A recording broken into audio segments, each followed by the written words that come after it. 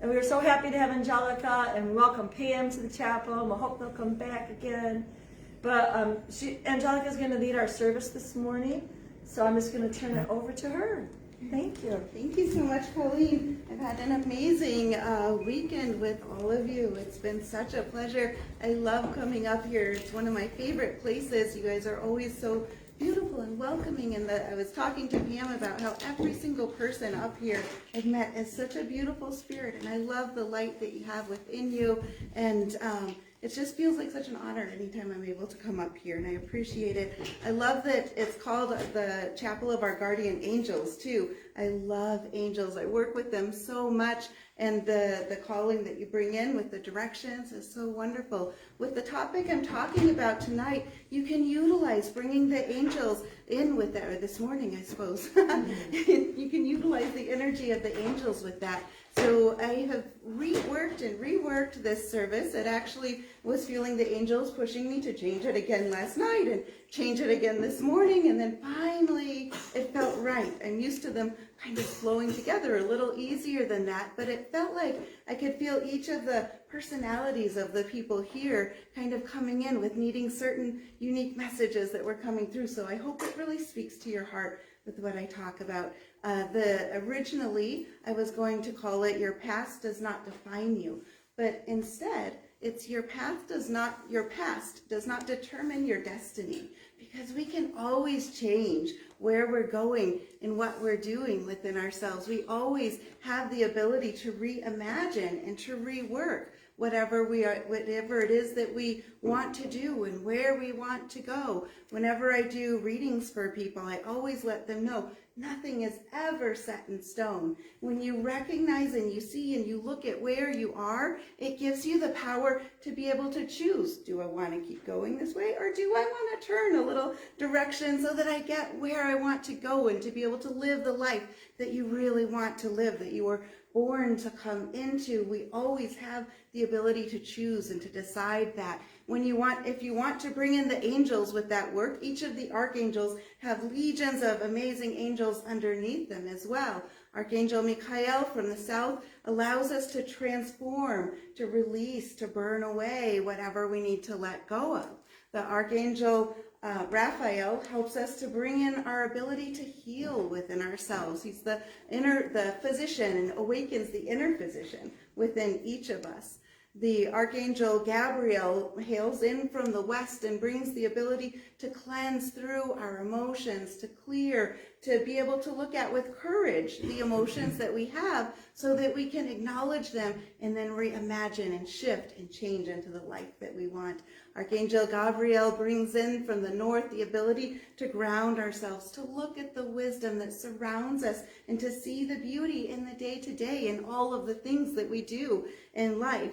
As I was, one of the times that I was rewriting and reworking this was when I was in the shower, actually yesterday. I had this image that came to me. I was talking to the angels, and they showed me this beautiful pair of white wings. It looked like what you might think of frequently with angels, these big, beautiful white wings, all of these feathers that kind of came down. But on the left side of it, there were these, tucked about 3/4 of the way down, these silky black feathers that were tucked in amidst some of the white feathers. And there were, 4, 5, or 6 of them tucked in, and then just kind of fanning out as they fanned out. So I was talking to them, what does this mean? I haven't really seen that before. And they started talking to me a bit about the shadow side and how to work with the shadow self.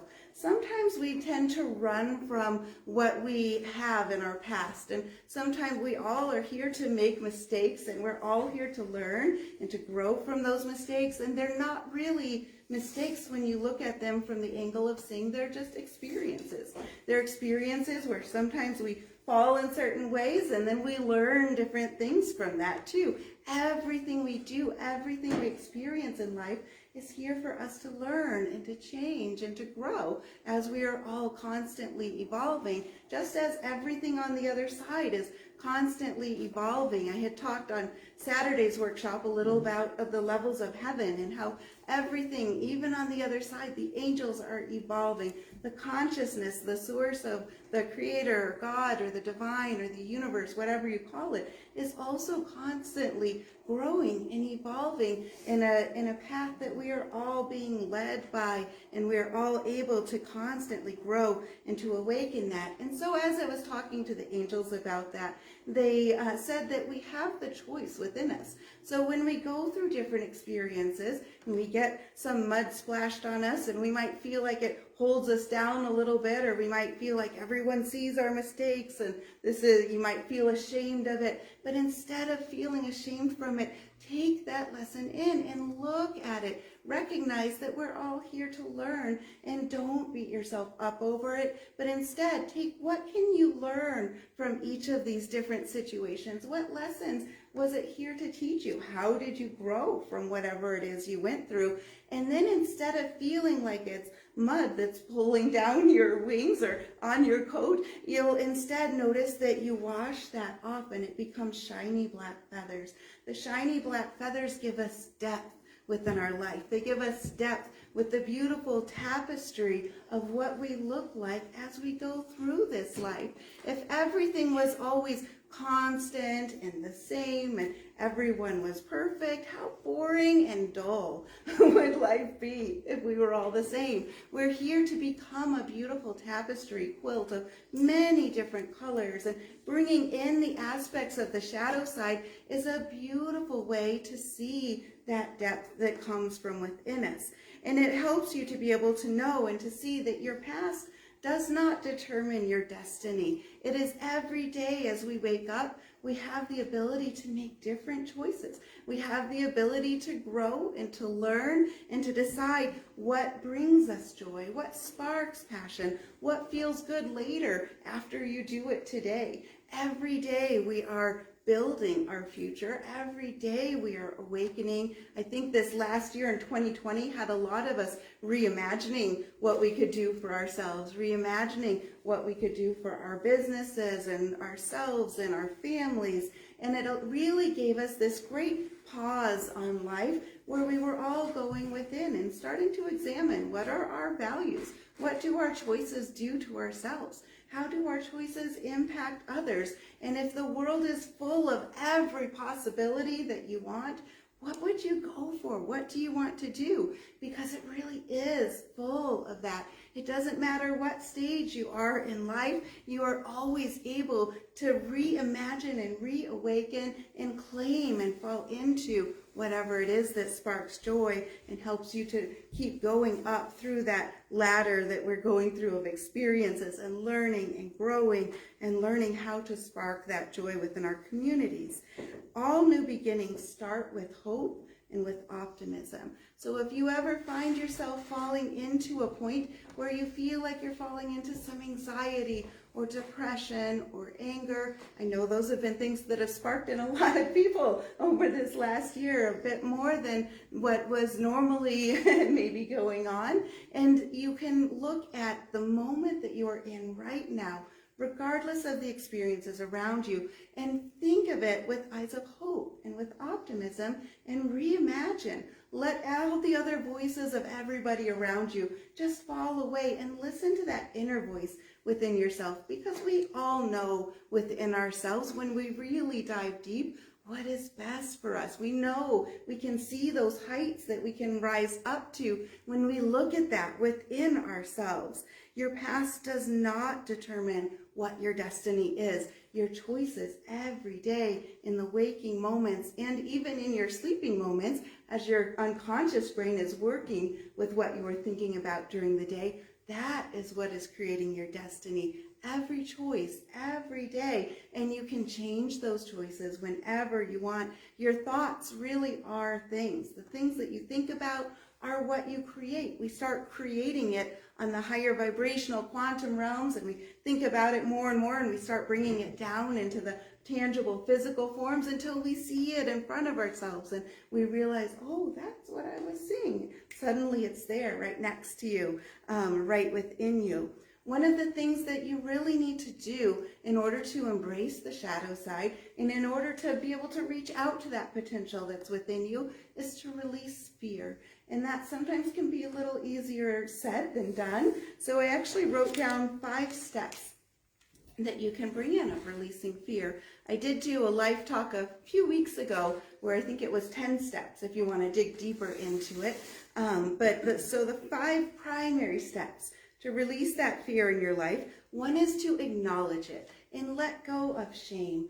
Sometimes we feel that we've done things or we have fears within ourselves. We may have noticed that we fell at one point and we made some what we thought of were mistakes, but don't be ashamed of it, because that will hold you down. When you live in shame and worry, it makes it so you feel like you have those mud on your feathers and it's holding you back. Instead, recognize that's what you did at one point, and that's okay. We're here to learn. We're here to do lots of different things, and then we know better, and when you know better, then you can do better. So release that shame. If there's any aspects within your life, whether they were things that you felt were caused by others or by yourself, release that shame so that you can acknowledge the fear and move forward. When you look at it, when you call it out, then you're able to empower yourself because you're not running from it. Just like if you encounter a bear in the woods, you don't want to run from the bear no matter how big that fear is.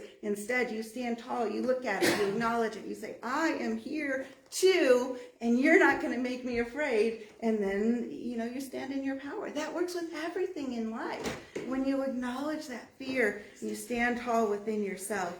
So be prepared also to make mistakes and know that that is okay. I love that I'd heard some time ago somebody said they're not mistakes, they're mistakes. So you do take 2, take 3, take 4 until you're happy with whatever takes you're doing, and you learn that lesson and you can keep moving forward from there.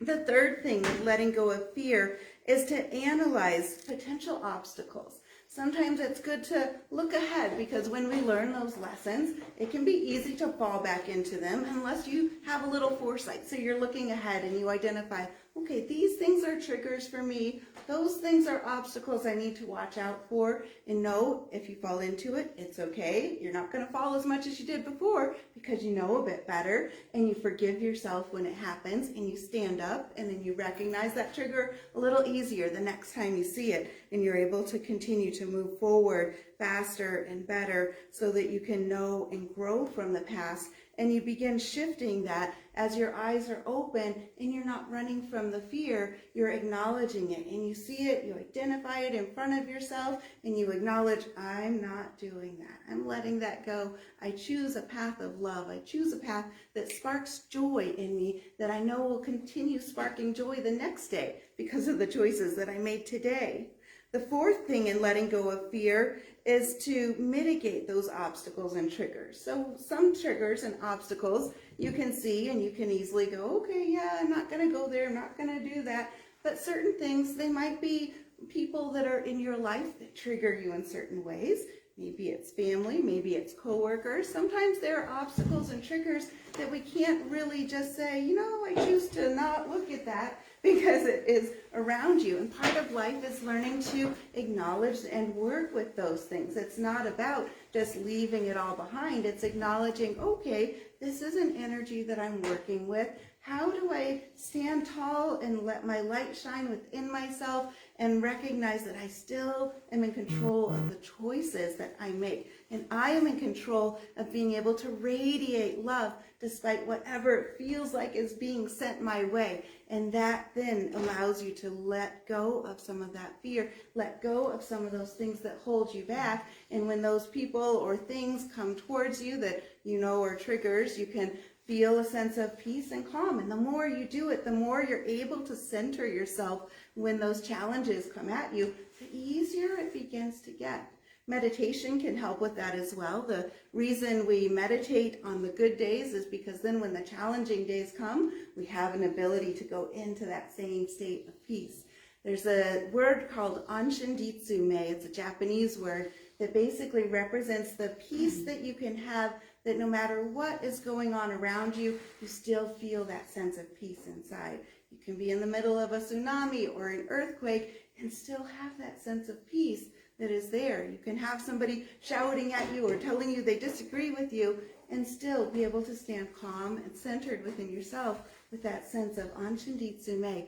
The more you are able to get that sense of peace in the good moments, easier it will be to maintain that sense of peace in the challenging moments. And then the fifth step of letting go of fear is to just do whatever you need to do. Run towards it, go for it, do it. Let that courage come up within you. In shamanism, we turn to the jaguar, or tarango is the name they do in Peru for it. But the jaguar teaches us how to have courage. She is the enemy of no one. She is the friend to all, yet she stands within her power, and within her she can stand her ground, and she has a sense of pride and courage, and she doesn't need to dominate anything. She just stands quiet and calm within herself, whether she's lying in the tree or standing and walking through the jungle. She is able to keep that sense of courage. So if you're ever feeling like there's something you need to do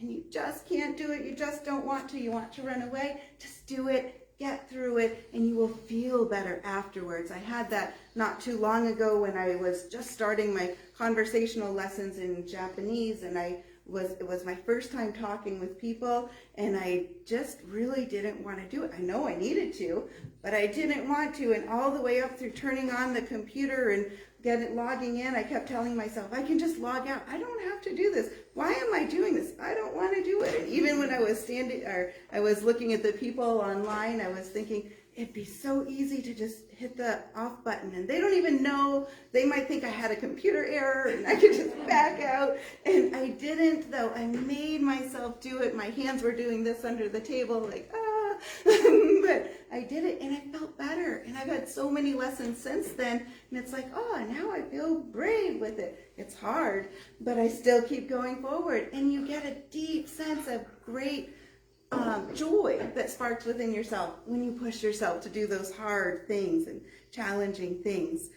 So one of the things that can really help a lot is when you just reimagine things. So of all of the things that kept happening in 2020, one of the big things was it taught us how to reimagine, how to, as you let go of fear, how can you reimagine what your life should look like, what you want it to look like as we go into this next year, as the things start shifting and we're able to open up again and to be able to hopefully before long hug each other and all of that. You should feel different within yourself because you've had a great time to be able to reawaken some of the things within yourself. So I want you just to close your eyes for a minute, and we're going to do a little exercise here. Close your eyes and begin to take a deep breath as you just let go of everything else. And begin to take an image of something within your mind, feeling the first emotion that pops up within you, and recognize what that emotion is. Allow yourself to just feel that emotion for yourself.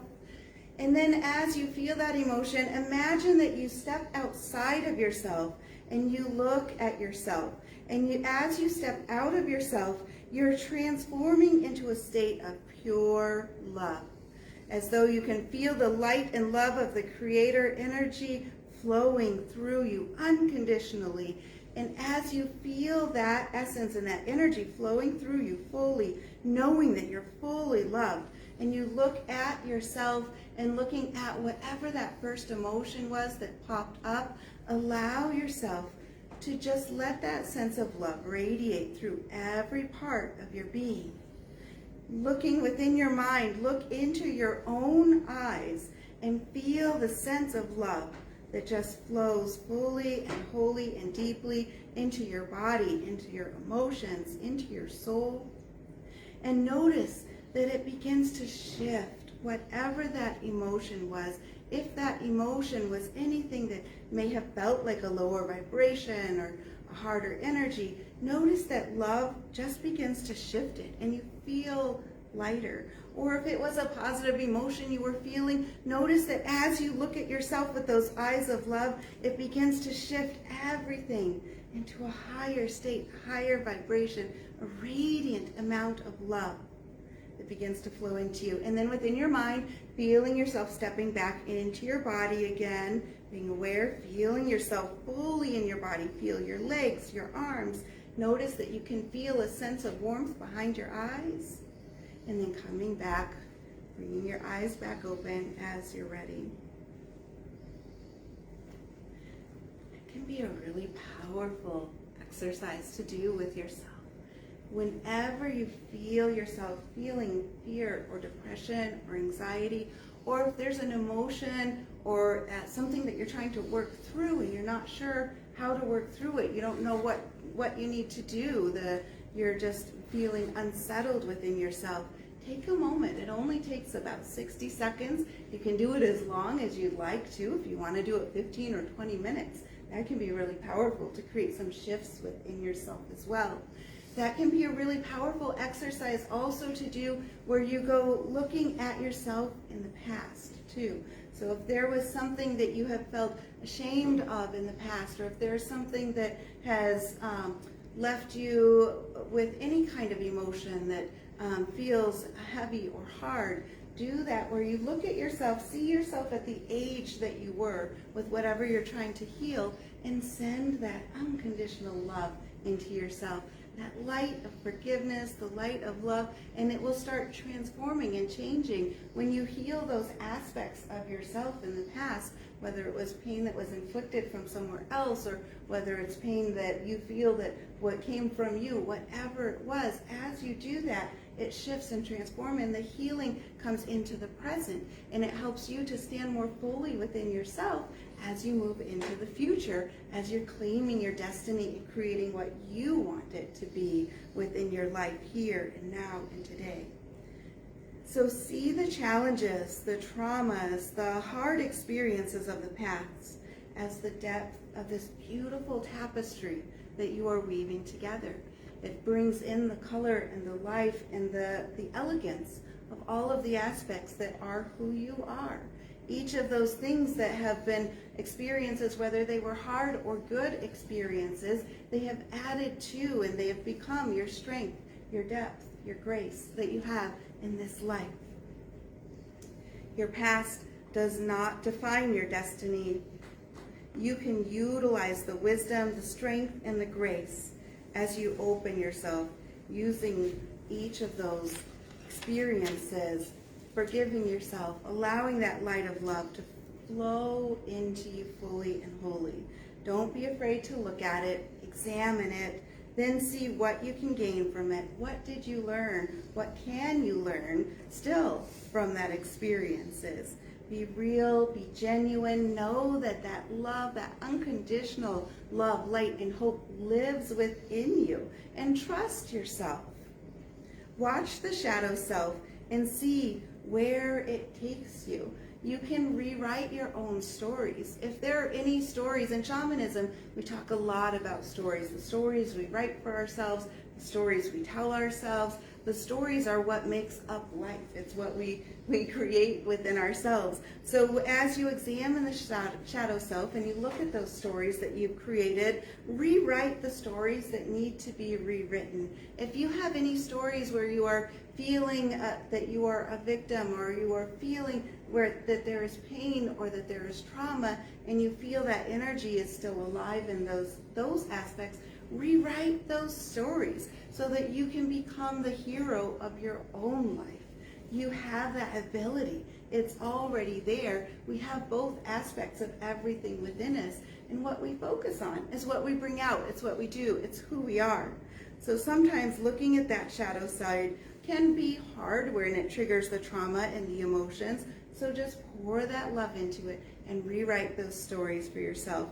Remember that you made it through those situations because you're here. So you have that strength in you already. You're here, you've made it, and you're gonna keep growing and getting better as you keep examining that. The other thing you can do is to have some guideposts for yourself, some checkpoints of recognizing where you're going, where do you want to be, and flowing gratitude into yourself is such a big thing. I do gratitude all the time. When you wake up, maybe think about what you're grateful for. Before you go to bed, think about what you're grateful for, because the last thing you think about is often the first thing you think of when you wake up in the morning. So if you set your mind on gratitude, or maybe it's something that you're wanting to bring in, or something that you're joyful of, think about that as you fall asleep. You can even set it into a mantra that you just keep repeating as you fall asleep. And then that will work through those unconscious layers, creating, as you're coming into the life that you want to live, creating your own destiny. Everything has the ability to be looked at through the eyes of being good or bad, but shift. Instead of seeing good and bad, shift to the eyes of love. And just look at everything through the eyes of love. Through those eyes, you'll be able to see the path that will take you to where you want to go, and letting go of some of those judgments. One of the things I've been thinking a lot about lately that I've been wanting to do, I was just talking to some contacts about starting this up, but a day before we came up here, but is teaching Reiki in the jails. I think that Reiki is a powerful, powerful healing tool that I wish everybody had, because it is such an amazing way to enhance your life, to help you to live the what and create what you want to create. Reiki is one of the greatest tools that I have found for personal self-development, for being able to reach that Anshinditsume, so you have that peace no matter what is flying around at you. You feel that center within yourself. And I feel like by bringing it into a system like that, within a jail system, it's something that no one can take that away from you. No matter what has happened in your life, it helps you to be able to see that you are worthy of love. And I think that that's such a powerful thing for everybody, wherever you are in life, whether it's Reiki or something else that you do, to find that whatever resonates with you, so that you can see and feel and know that sense of love within yourself, and allow that to carry you through. For me, I found that frequently Reiki helps us as it teaches us to shift from fear to freedom, from lack to fulfillment, from pain to pleasure, and from mediocre to radiant joy. So find what sparks that joy within you. When we shift ourselves first, then we begin to see that we start shifting everything within our home. The energy in our home feels better. And as you shift yourself, you start noticing the people around you begin to shift. Sometimes those people may change who's around you, and sometimes you'll notice that joy and that radiance shifting and helping lift up all of those that are around you. The more we are together as a community, and like within the chapel of our guardian angels, as you come together as a community and you're working to inspire joy within yourselves and within each other, it begins to shift that whole energy within the community. And we begin seeing that shift happen globally, as we've been seeing frequently. We talked about on, I think it was Friday, someone was mentioning a book that talked about the vibration level raising on the whole planet, and how that increases. And that's because more and more people are starting to focus on, how can we serve better? How can we bring more love? How can we spark joy? How can we help to heal? It starts within each of us, one at a time, and then we're able to share that out globally. So thank you so much for being here today. And I have just loved this whole weekend. I have appreciated it a lot. Just meeting each of you. I feel like I grow every time I teach anything. I'm always growing from everybody that I interact with as well. And I just really appreciate each and every one of you. I was wondering if you could just play the big bowl one time for us. I was going to ask if that's all right, if you want me to do a little bit with the bowls. All right. Yeah. Some of the people just make the kind of stuff. Yeah. Good, perfect. So yeah, the bowls are such a beautiful way to just heal, de-stress, let that love come in. So as I play them, I want you just to kind of go within yourself and allow yourself to be open to letting joy spark within you, letting love rise up within you. And we're just going to play with the intention of joy spreading throughout the whole community. So if you want, you can have your eyes open or you can have your eyes closed, whatever feels right to you.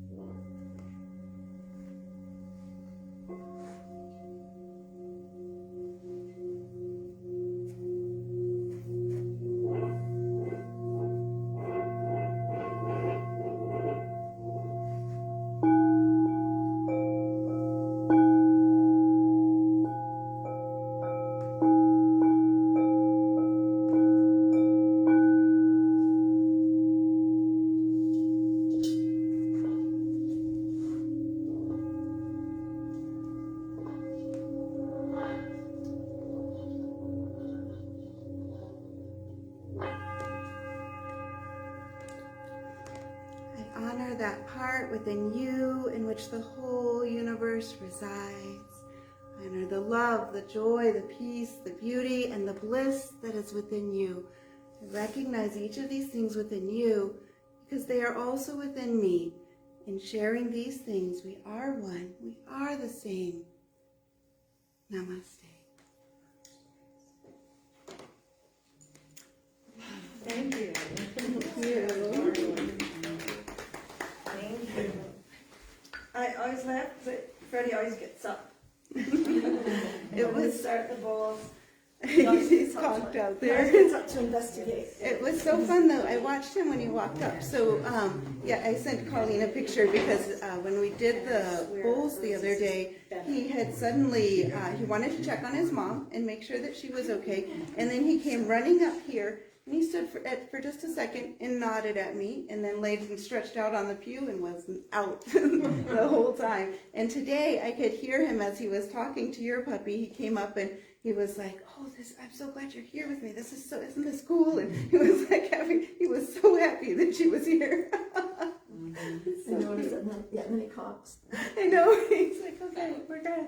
That's funny. Love it. Angelica, have you recorded any of your bowl music? Yes, yeah, you can find them on our YouTube channel. We have several meditations. So on your Absolutely. YouTube channel, to get to that, is that your name or the name of the business? Earth and Sky Center. Okay. So there's a couple different things. On the back of the card, if you want to use your phone's Oh, I camera, see it. you can hold it over and it'll pop up with the link. Oh, There's our, I see that. it makes it easy. So, but Gotcha. if you type it in instead, Facebook.com/Earth and Sky or YouTube.com/Earth and Sky. We put videos out every week. I try to do them at 9:30 about every week. And so yeah, thank you. So are your classes where you reside in Flint at your At our business? center. Yeah. Yep, we have a lot of classes at the center. I do a lot online now as well. I started last March doing a lot of them online. So the Reiki 1 class I teach, as of April last year, Holy Fire Reiki I can teach online. The others are not permitted to be online, but Holy Fire is the main one I teach anyway. And that's actually once a week for 3 weeks for 4 hours each week that we meet. Reiki level 2 is the same thing. Usually there's a 1 week break. And then if people want to continue to level 2, it's 3 weeks, 4 hours each night. And it's amazing. It's so transformative. I also teach a 9-week chakra class if you want to delve into the 9 main chakras. We do 1 chakra each week. That's an hour and a half each week. And at the end of it, I always do a meditation to open and balance that chakra. So we talk about the symbols, the essential oils, the foods, the drinks, the colors, the sounds that go with each chakra, a whole bunch of things, the angels that correspond with the chakras, lots of different things. And I teach a 2-year shamanism program that starts in the fall. That one's not online though. I feel like for the energies, we really need people in person for that one. And end of life doula course, all kinds of things. So yeah. It sounds like you've traveled I've heard you mention Nepal and Italy and a couple other, and then you ended up in Flint. And nothing wrong with Flint. I love it. Yeah, and it's a great question. Yeah, so I was actually in Phoenix, Arizona at the time, and we had found a home. We found 2 homes for 4 stray cats. I was quite sick at the time with lupus, which I got basically from pulling in my clients' illnesses before, when I thought I was invincible in my 20s, and I was like, oh, I got this, and I can heal them really quickly if I pull it into me. Really bad mistake. Never ever do that. And but I had gone into about 8 years where I was basically bedridden for a good chunk of that, and sometimes couldn't hold my own glass of water, and so I was in a pretty bad state at that point. And I told my husband if he could drive, I would be fine and I could be okay. We've got to get these cats to Michigan. We'd never been here before, didn't really know people here. And he looked at me like, honey, you don't understand. You can't. I said, no, I can, and we have to. And so 2 of them went to Flint and 2 of them went to Lansing. About halfway, or actually I think it was the day before we left, I told him, wouldn't it be funny if we found a house in Michigan or somewhere on the way? And he's like, you say the craziest things sometimes. And I was like, okay, but just keep an open mind. And so halfway into the trip, I started feeling better. In Colorado, we got a couple home brochures, and Nebraska, we drove through a couple neighborhoods. And when we got to Michigan, it felt like home. The moment we crossed into the state, it just felt like home. Both of our families are all in Arizona and thought we were crazy. We don't come from people here, which like everybody that comes here is coming back to Michigan. It wasn't us. We came here, we crossed the border. I took a picture of the sign. It felt like home. And so we looked at a lot of places in Michigan and different communities, and Flint just really resonated with my heart. The strength and the community of the people in Flint. We didn't know anyone there really, and people wanted to take us on tours and tell us the history. I remember walking to the farmer's market from the loft we were staying in downtown and asking like 3 people along the way, is this still the right way? Where am I going? And I said, oh yeah, keep going. And but I met some fascinating people that way, and great friends, and I have met the most amazing community that is really thriving and pulls together despite all these crazy challenges like the water crisis and GM and so many things. It seems like everything that happens makes the community stronger. They pull together. Yeah, and that's even the attorneys for the Flint water crisis, they said that they had never met a community like Flint, and they had been to other places with the water issues, but they weren't able to pursue it because there wasn't a community that would really rally together and stay the course to make the changes happen that needed to happen. And so it's a community that just feels like so many things are born there. There's so many great things that come out of Flint. Well, I'm thrilled to hear that You because need I to go do by an Flint ad for the about Chamber every of other Commerce.